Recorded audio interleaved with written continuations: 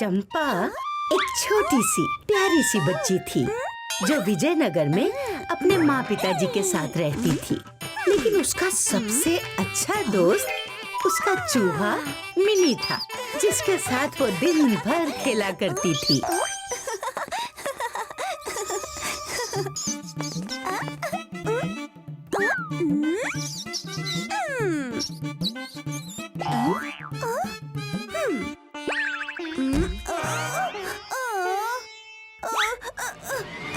ठीक है मिनी, मत आओ, मैं तो तुम्हारे लिए चावल लाई थी।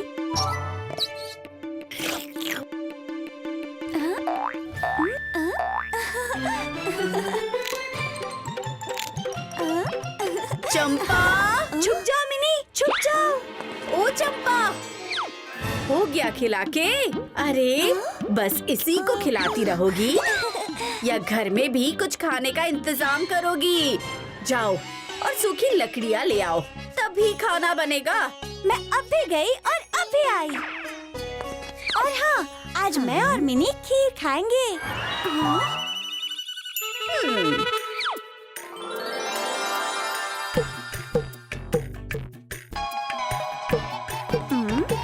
चंपा जंगल में लकड़ी खोजते खोजते थक गई, पर उसे सूखी लकड़ी कहीं भी नहीं मिली।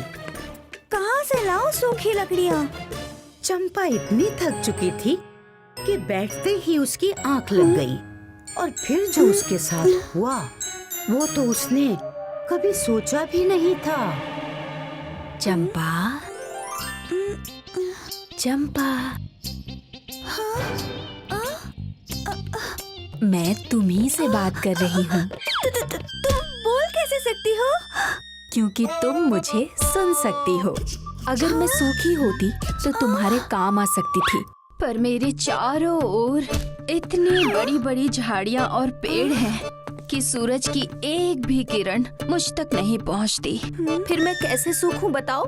कोई इन झाड़ियों को काटता भी नहीं। मेरी तरफ मत देखो, मेरी कोई गलती नहीं।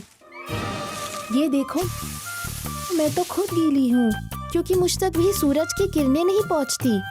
हैं? पत्ता भी बोल रहा है। हाँ, तुम सुन रही हो, इसका मतलब मैं बोल रही हूँ। और हाँ, गलती सूरज की है, मेरी नहीं। इसमें मैं क्या करूं? मैं तो सबको रोशनी देना चाहता हूं, पर ये काला बादल मुझे बार बार ढक देता है। मुझे दोष मत दो, अभी दिखाता हूँ। देखा, ये हवा मुझे कहीं और जाने दे तब ना।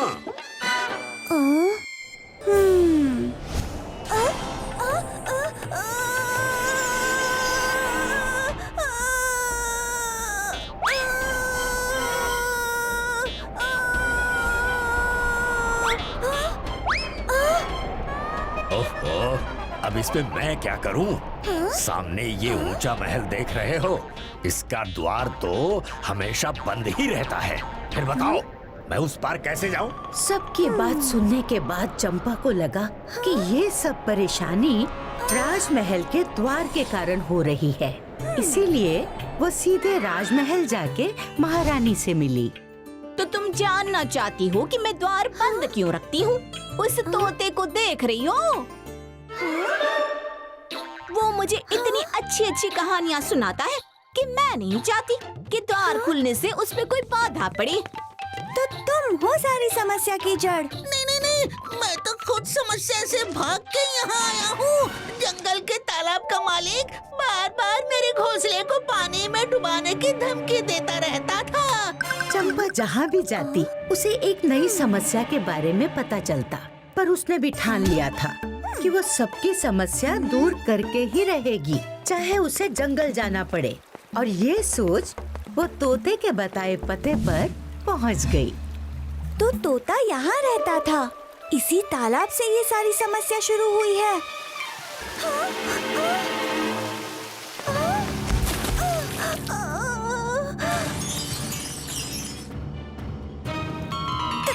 तुम कौन हो? इस तालाब का मालिक, और मेरा इरादा तोते को भगाने का बिल्कुल नहीं था। वो तो हाथी आकर मुझे रोज रोज धमकी देता है कि वो तालाब का सारा पानी पी जाएगा, इसलिए उसका गुस्सा मैंने बेचारे तोते पर निकाल दिया। गुस्से पर काबू रखना चाहिए ना। पता है आपके गुस्से की वजह से कितनी बड़ी समस्या हो गई है। सब परेशान हैं।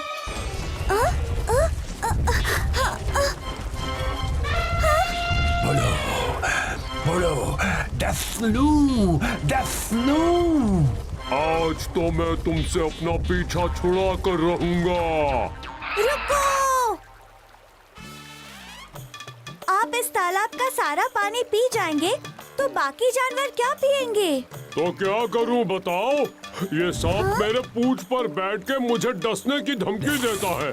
मैं तो बस अपने ऊपर पूरे तालाब का पानी डालकर इस सांप को पूंछ से बहाना चाहता हूँ, क्योंकि मेरी सूंड पूंछ तक नहीं पहुँच पाती है। हाथी राजा, आज सच बता ही देता हूँ, मैं तुम्हें डसने के लिए नहीं बल्कि गांव के कुम्हार से अपनी रक्षा करने के लिए तुम्हारी पूंछ में बैठा हूँ। मैं तो बस वहाँ उसके घर के चूहे को खाने जाता हूँ, पर मुझे देखते ही मुझे मारने दौड़ता है। चंपा को समझ ही नहीं आ रहा था कि वो करे तो क्या करे। सबकी अपनी समस्या है। पता नहीं कौन सच बोल रहा है और कौन झूठ। इसीलिए वो सच्चाई का पता लगाने के लिए कुम्हार के घर चली गई। उस सांप ने तो परेशान कर रखा है। जब भी आता है हमारी मटकियां तोड़ देता है। कितनी भी कोशिश करो लेकिन हाथ में नहीं आता। पर जिस दिन आ गया वो उसका आखिरी दिन होगा।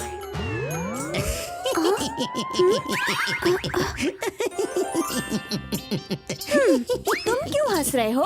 हंसू नहीं तो क्या करूं? कितना मूर्ख इंसान है। अरे उसे तो ये भी नहीं पता कि सांप मटके तोड़ने नहीं मुझे खाने यहाँ आता है। हाँ। मतलब? मैं तो यहाँ खाने की खोज में आता हूँ, बस 4 दाने चावल के लिए, और इसके बनाए हुए मटकों में रहने का भी इंतजाम हो जाता है। क्या? खोदा पहाड़ और निकला चूहा। अरे भाई, तुम्हें अंदाजा भी है तुम्हारे 4 दाने चावल के चक्कर में कितनी बड़ी समस्या खड़ी कर दी। मुझे क्या पता। अच्छा, अगर वो 4 दाने चावल मैं तुम्हें दे दूं तो? फिर मैं क्यों यहाँ आऊँगा? हाँ, ठीक है मेरे दोस्त। मेरी दोस्त मिनी तुम्हें अनाज लाकर दे देगी, और जब खत्म हो जाएगा तो फिर भिजवा दूंगी, पर दोबारा यहाँ मत आना। चंपा ने उस चूहे के लिए अनाज भेजना शुरू कर दिया और सब कुछ ठीक हो गया। चूहे को वहाँ ना पाकर सांप ने वहाँ आना बंद कर दिया। सांप के जाने से हाथी भी खुश हो गया और तालाब के मालिक को कभी भी परेशान न करने का वादा किया। चंपा ने ये खबर तोते तक पहुँचा दी और तोता वापस अपने घर आ गया। तोते के जाते ही महारानी ने अपने कमरे का दरवाजा खोला, जिससे हवा कमरे के आर पार बहने लगी। उसके बाद तालाब के मालिक ने तोते को कभी परेशान नहीं किया और सूरज के सामने से बादल भी हट गए।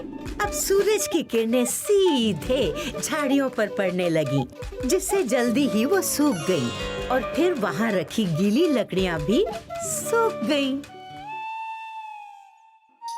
चंपा सो गई क्या? हाँ, उठो उठो। हाँ? अरे लकड़ियाँ लाने को कहा था। लकड़ियाँ इकट्ठा करके सो के सपने देखने लगी हो क्या? सपना? पता नहीं ये सपना था या सच। पर माँ, चावल के 4 दाने दुनिया बदल सकते हैं। कहना क्या चाहती हो? कुछ नहीं माँ, आप बस मुझे ना हर हफ्ते थोड़े चावल देते रहना। चंपा की माँ को कोई अंदाजा नहीं था कि चंपा क्या कहना चाह रही थी, पर माँ तो आखिर माँ ही होती है। उसने चंपा को बिना कोई सवाल किए 1 मुट्ठी चावल दे दिए और चंपा खुश हो गई। अम्मा, चंपा की तरह लगता है नूनी भी दिन में सपने देख रही थी। मैं दिन में सपने देख रही थी या नहीं, पर तुम्हें दिन में तारे जरूर दिखा सकती हूँ। रुको। बात पुरानी है।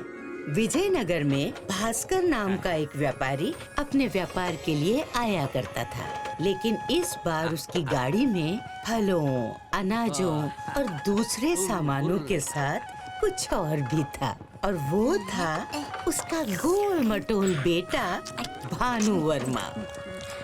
भानु, यहाँ से देखो बेटा, तुम्हें तो विजयनगर देखना था ना? कहाँ है? कहाँ है? हैं?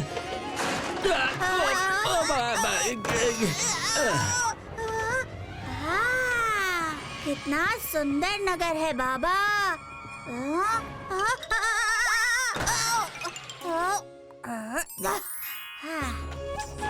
क्यों, कैसे हो काका? बहुत बढ़िया भास्कर बेटा। बेटे, ये उपहार चिरौंजी काका को दे दो, जाओ। ठीक है काका। काका, ये क्या?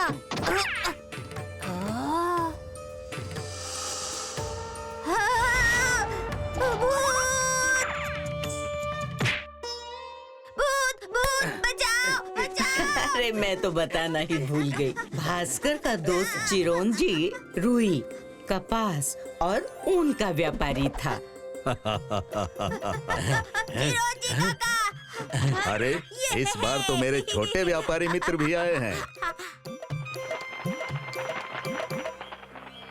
भानु बेटा, ये एक सिक्का लो और बाजार घूम कर आओ। तब तक हम एक जरूरी काम करके आते हैं। हाँ ठीक है बाबा। खूंटे से बंधे बछड़े को खुला मैदान मिलने पर जो आनंद आता है, वही इस समय भानु वर्मा को विजयनगर का बाजार घूमने में आ रहा था। रंग बिरंगी दुकानें थी, कहीं खेल तो कहीं करतब। हाँ, खुशबू, जलेबी, सिक्के का लूट मची है, लूट। ले जाओ, ले जाओ। एक सिक्के का 4। हमारे यहाँ तो 6 मिलते हैं। तो तुम्हारे यहाँ से ले जाओ। अरे ले जाओ, एक सिक्के का 1। इससे सस्ता फल और कहीं नहीं मिलेगा। एक सिक्के में इतना बड़ा फल? ये कटहल है बेटा, बुजुर्गों से सीखी है। गुड़ और मिश्री भी इसके आगे फीकी है। चख कर तो देख लो। ये लीजिए एक सिक्का। लेकिन इसमें तो कांटे हैं। छिलका है, इसे काट कर अंदर से खाना। अच्छा। हाँ। व्यापारी पिता का व्यापारी बेटा हूँ। एक सिक्के में इतना बड़ा फल ले आया, बाबा तो खुश हो जाएंगे। वाह, अरे कांटे।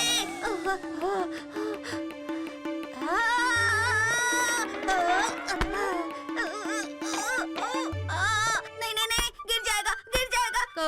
क्या करूं, क्या करूं?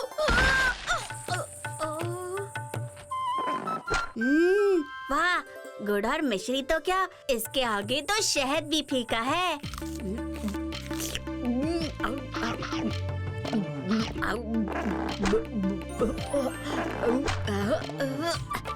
ये मीठा तो है, लेकिन चिपचिपा भी है। अरे निकल निकल निकल।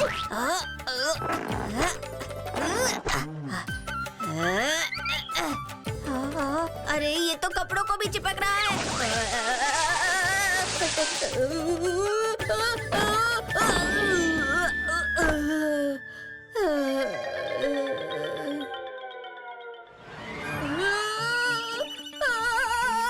ये क्या हो गया? बाबा तो आते होंगे, अब क्या करूं? गरम पानी। भानु वर्मा। अरे पिताजी ने मुझे इस हालत में देख लिया तो बहुत गुस्सा करेंगे। ओ भानु वर्मा, लगता है विजयनगर उसे भाग गया है।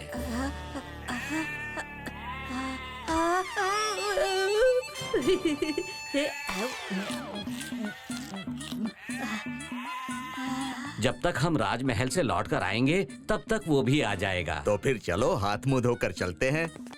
हाँ? राजा जी इंतजार कर रहे होंगे। चलो चलें। दिन भर का थका हारा भानु वर्मा बैठते ही सो गया।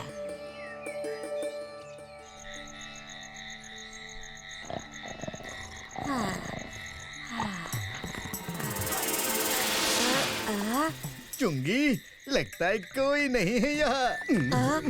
चोर आए। 1 2 3 4 जितनी भेड़ उठा सकते हैं उतने उठा लेते हैं ना चुंगी।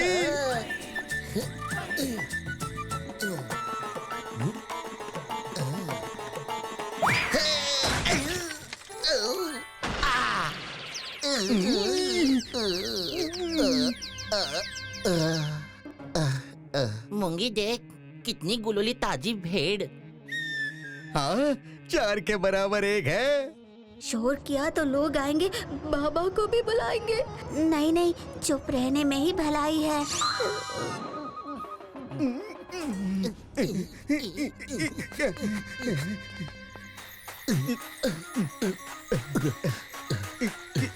चुंगी देख तो, अरे अंधेरे में भेड़ समझकर छोटा हाथी तो नहीं उठा लिया।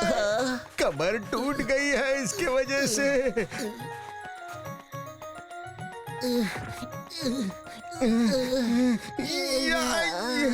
अरे उठ जाओ। मूंगी, लगता है भेड़ थक गई है। देखना कितनी प्यार से सोई हुई है। अच्छा। ये छींकने वाली भेड़। हाँ, मैं भेड़ नहीं, भानु वर्मा हूँ। मूंगी, ये तो बोलने वाली भेड़ है। ये भेड़ नहीं, भूत है भूत। मुझे डर लग रहा है। मुझे भी। हाँ, मैं भूत हूँ।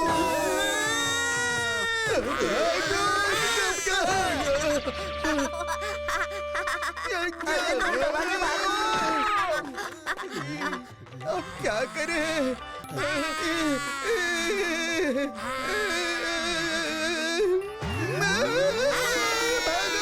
अरे कहाँ भाग रहे हो?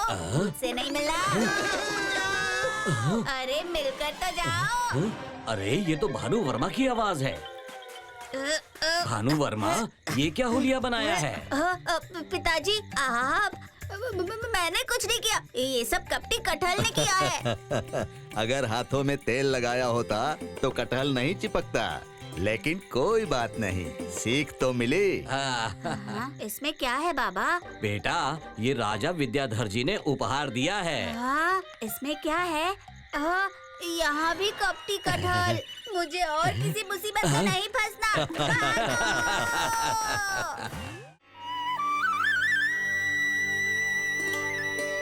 चंदू के पिता ने उसके लिए विरासत में ढेर सारी जमीन जायदाद छोड़ी थी, पर उसको उनकी कोई कदर नहीं थी, क्योंकि उसने कहीं से सुना था कि एक जादुई औषधि है।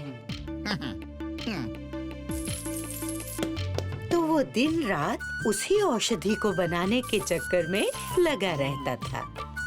इसका फायदा उठाकर गांव वालों ने उसकी सारी जायदाद हड़प ली थी। ये जड़ी बूटी काम तो करेगा ना? हाँ हाँ, 100% काम करेगी। ये लो सिक्के। इस बात से उसकी पत्नी रमा बहुत चिंतित थी। अयो, सारा जमीन तो बेच दिया। अब जो छोटा सा जमीन पड़ा है उस पर तो ध्यान दो, वरना वो भी हाथ से निकल जाएगी। सिर्फ एक बार वो सोने बनाने वाला औषधि मैं बना लूं, फिर धन ही धन होगा और सुख ही सुख। अयो, पता नहीं कौन सा औषधि का भूत सवारी इन पर।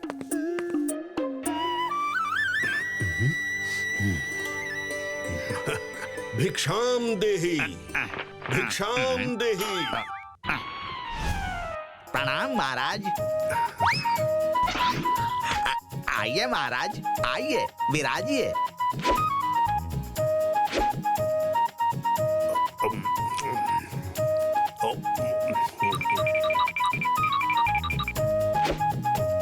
पुत्र, मैं तुम्हारी सेवा से अति प्रसन्न हूँ। क्या सचमुच महाराज? फिर तो हमारा जिंदगी सफल हो गया। बस जाने से पहले ये एक बात बता दीजिए, मैंने एक जादुई औषधि के बारे में सुना है जो किसी भी चीज को सोने में बदल देता है। क्या ये सच है? बिल्कुल सत्य है। जब मैं हिमालय में तपस्या कर रहा था, तब मैंने उस जादुई औषधि को बनाने की विधि भी सीखी थी। क्या? मिल गया, मिल गया। मेरे को मालूम था महाराज। अब जल्दी से मेरे को वो औषधि बनाने का तरीका बता दीजिए। इसके लिए बहुत मेहनत करनी पड़ेगी। अरे इतना साल से मेहनत ही तो कर रहा हूँ। आप बस तरीका बताइए, मैं कर लूँगा। तो फिर ध्यान से सुनो। तुम्हें एक केले का पेड़ लगाना होगा और उसको रोज पानी देना होगा। बस? अरे ये तो बहुत आसान काम है। पहले पूरी बात तो सुन लो। जब वो पेड़ बड़े हो जाएं, तो ठंड के मौसम में उनके पत्तों में ओस जमा होगी। तुम्हें उन ओस को इन शीशियों में जमा करना होगा। शीशी में ओस? वो भी पेड़ लगाकर? अरे महाराज, कोई आसान तरीका बताइए। आसान तरीका? फिर तुम्हारे बस की बात नहीं। अरे रुक जाओ महाराज, रुक जाओ। आप बस उपाय बता दो, मैं पूरा जी जान लगा दूंगा उसको बनाने में। तो सुनो, जब तुम्हारे पास ओस से भरी ऐसी 5 शीशी जमा हो जाएंगी, तब उन्हें लेकर मेरे पास आना। मैं उन्हें अपनी मंत्र शक्ति से जादुई औषधि में बदल दूंगा। फिर उस औषधि की एक बूंद किसी भी चीज को सोने में बदल देगी। ठंडी का मौसम तो साल में बस कुछ महीने ही रहते हैं। ऐसे में 5 शीशी जमा करने में तो मेरी जान चली जाएगी और कई साल निकल जाएंगे। मगर कोई रास्ता भी तो नहीं है। चंदू पूरे खेत को साफ करके उसमें ढेर सारे केले के पेड़ लगाता है।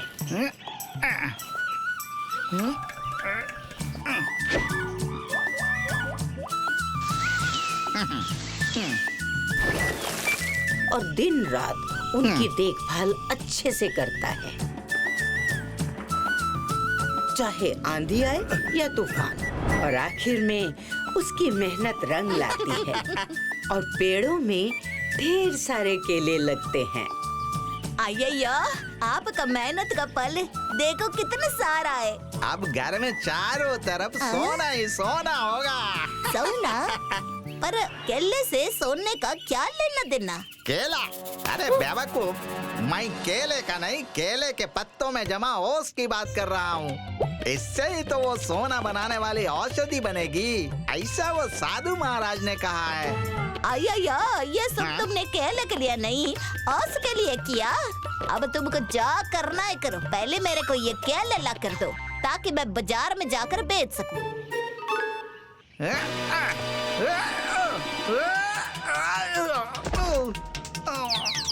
अरे ओस?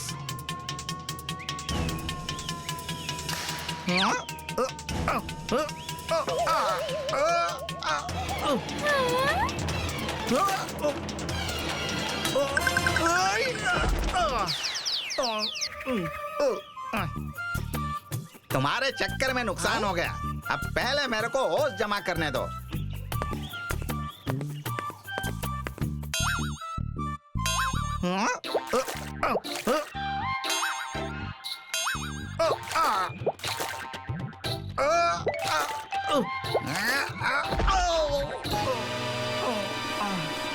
बस एक शीशी? ऐसे ही 5 शीशी जमा करने में मेरे को कई साल लग जाएंगे। तुम तो जमा करते रहो ओस, मैं चली केले बेचने। चंदू हर साल केले के पेड़ लगाता और उनसे ऊंस जमा करता था।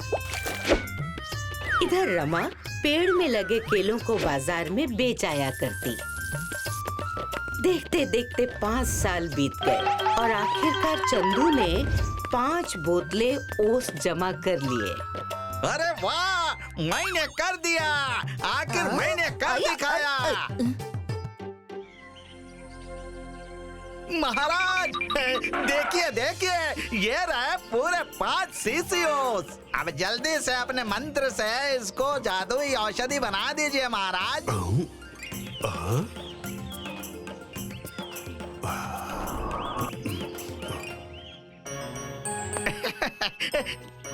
चलो अभी जल्दी से सोने की थाली बन जा।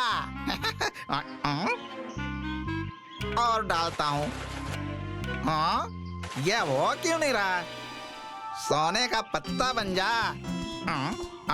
ये भी नहीं हुआ। ये भी नहीं। ये काम क्यों नहीं कर रहा है जी? क्योंकि ऐसी कोई औषधि होती ही नहीं। क्या?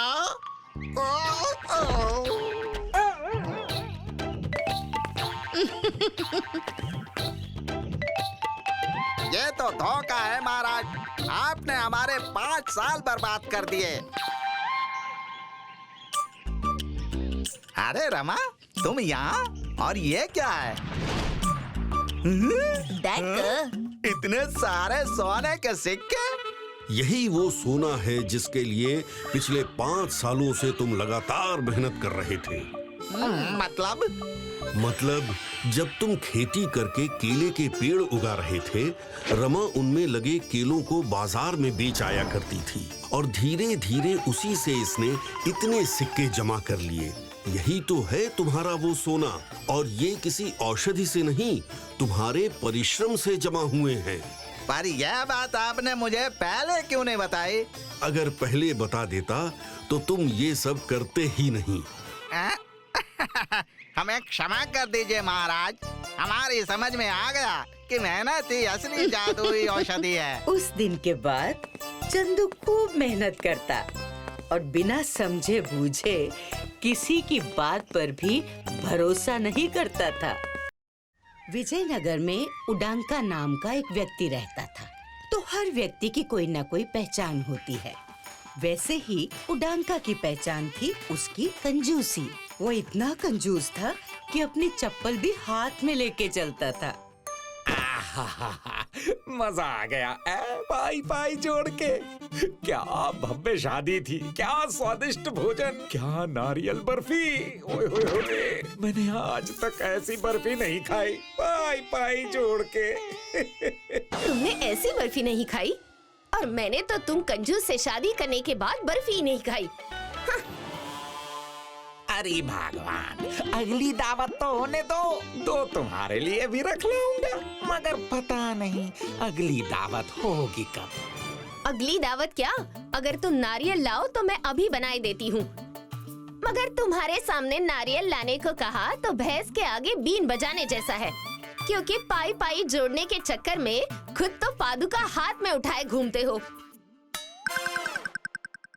कंजूसी के चक्कर में आटा डाल तो ठीक से लाते नहीं, और खाना इन्हें नारियल की बर्फी है। अरे आटे दाल की बात और है, तुम बर्फी बनाती हो तो मैं अभी नारियल लेकर आता हूँ पाई पाई जोड़ के। हाँ हाँ लाओ तो। अभी लाया।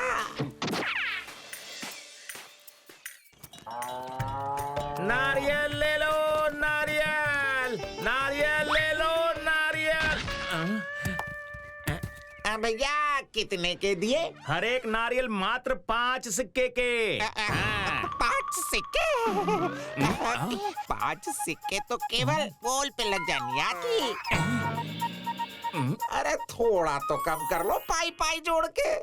पाई पाई जोड़कर इससे कम में चाहिए तो 10 कोस दूर जाओ, जहाँ ये नारियल 3 सिक्के में पा सकते हो। हाँ क्या?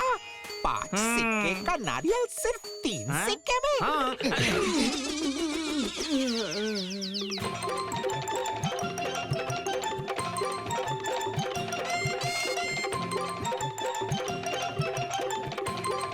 अरे अपना पसीना क्यों बर्बाद करूं? कहीं ना कहीं काम आ ही जाएगा। उडंका दूसरे नारियल वाले के पास पहुंचता है, जहां उसका लालच और बढ़ जाता है। 3 सिक्के के नारियल अगर 2 सिक्कों में चाहिए तो 10 कोस आगे जाओ। अरे पैसे बचाने के लिए तो मैं दुनिया के किसी भी कोने में जा सकता हूँ।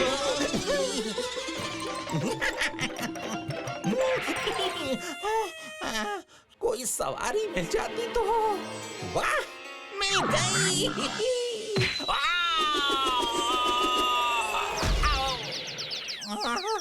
मारना ही था तो थोड़ी तीव्रता से मारता, ताकि सीधा नारियल वाले के पास गिरता। सुनिए भाई साहब, मैं विजयनगर से चल कर आया हूँ। तो मैं क्या तुम्हारे स्वागत में नारियल फोड़ूं? संभव हो तो फोड़ लो। नारियल का पानी और छिलका तुम्हारा, बस नारियल मुझे दे देना पाई पाई जोड़ के। अच्छा, पूरा का पूरा नारियल एक सिक्के में मिलेगा क्या? क्यों नहीं? अरे आप इतनी दूर से आए हैं तो ये लो नारियल। ये क्या? मैंने नारियल बोला था, ये तो बस नारियल की खोपड़ी ही है। इतने में तो नारियल की खोपड़ी ही मिलेगी। जाओ जाओ यहाँ से, भागो। तुम्हें नारियल मुफ्त में मिल सकती है बंधु, बस तुम पैरों को पहिए की तरह 10 कोस आगे की तरफ दौड़ाओ और समुद्र किनारे से जितने चाहे तोड़ लो। हाँ,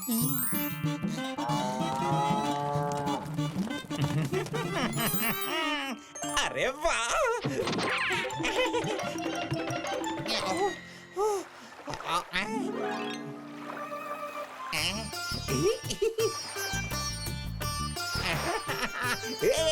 वाह, नारियल ही नारियल, मेरे नारियल।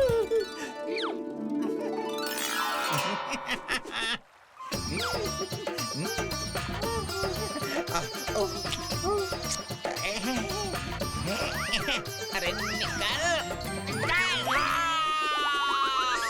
अरे ये क्या हो रहा है? अरे बचाओ, कोई उतारो मुझे। अरे कोई है, पाई पाई तोड़ के। ये कैसे हुआ?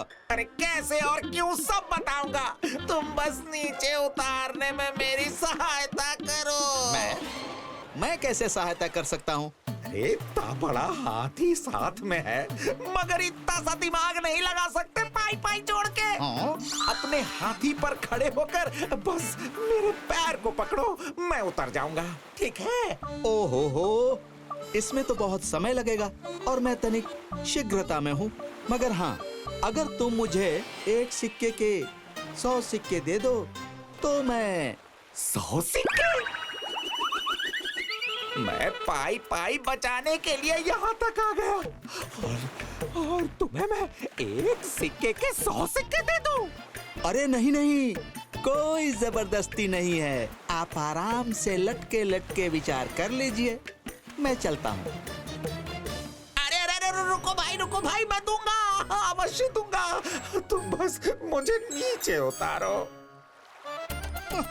चल मेरे अप्पू। हाँ, शाबाश। अरे पैर तो नीचे करो।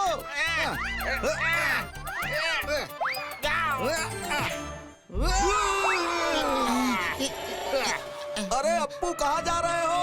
अप्पू! अरे कहाँ मैं तुम्हें निकालने आया था, मैं खुद ही फंस गया।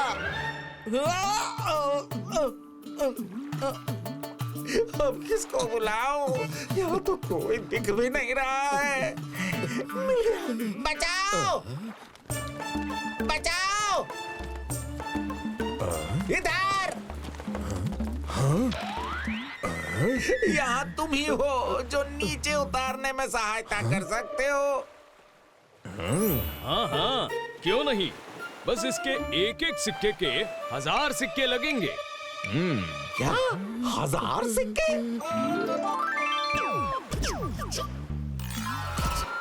तुम्हें ज्ञात भी है कि पाई पाई जोड़कर 1000 सिक्कों के बदले में 1000 नारियल खरीद सकता हूँ। हाँ, और मुझे ये भी ज्ञात है कि 1000 सिक्के नहीं देने पर तुम दोनों की हड्डियों के 1000 टुकड़े भी हो सकते हैं। मैं तो चला। अच्छा, ठीक है, मैं दूंगा।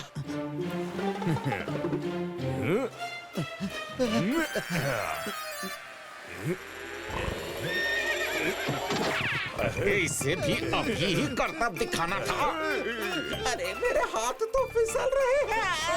अरे मत छोड़ना, तुमने छोड़ा तो हम सब गिरेंगे। मेरा हाथ छूट गया।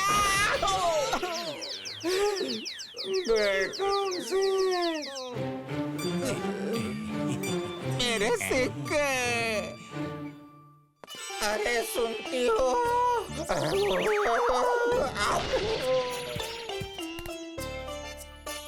अब ये आपको क्या हो गया? और ये नारियल कितने का लिया? 1000 सिक्के का। If you like this video, subscribe to our channel Murthy Media.